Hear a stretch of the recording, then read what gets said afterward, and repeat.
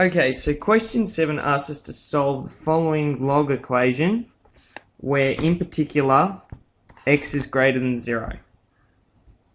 So we've got several log laws that we can use. So the first one I'm going to use is what we call the plog rule. Or maybe that's just me. So that one just states that if we have a coefficient out the front, we can move it to the power and vice versa.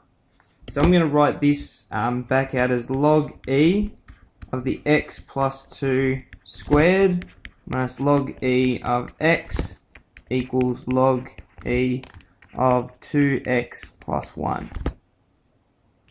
The next one I'm going to use is that when we subtract a log, we can actually just incorporate them into the same log but divide by it. So I'm going to write this as log e of the x plus 2 squared divided by x equals log e the 2x plus 1. So with that all in mind, if we have the same bases, all we have to do is equate the arguments or what's inside the log expression. So this guy's just going to become x plus 2 squared on x equals 2x plus 1. So multiplying both sides by x multiplied by x, we're just going to find that x plus 2 squared equals 2x squared plus x.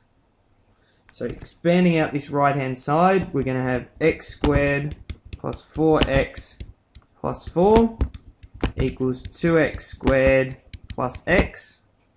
Next, we're just going to want them all over one side of the equation so it equals 0, and then we can start factorizing or using the quadratic equation. So probably doesn't really matter which side we're going to move them onto, but let's subtract x squared from both sides, subtract 4x from both sides, and subtract 4 from both sides. So we're going to get 0 on this side, and that's going to be equal to x squared.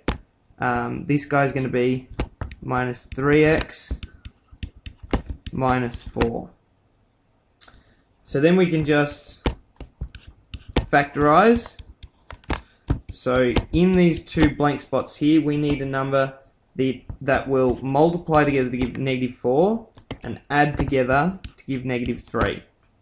So let's go ahead and list all the multiples of 4, the factors. So we could have negative 1 and 4. We could have 1 and negative 4.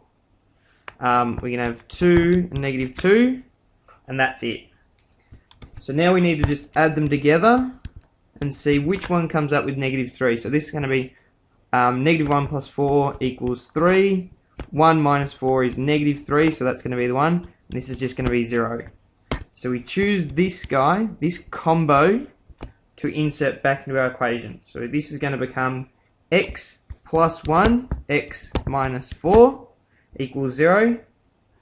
Therefore, the null factor law says that if a times b, just a little side note up here, equals 0, then a equals 0, b equals 0, or a equals b equals 0.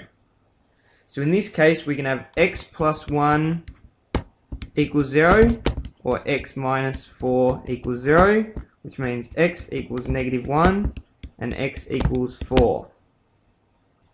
However, again, we're strictly told that x is greater than 0 up here, which he's not.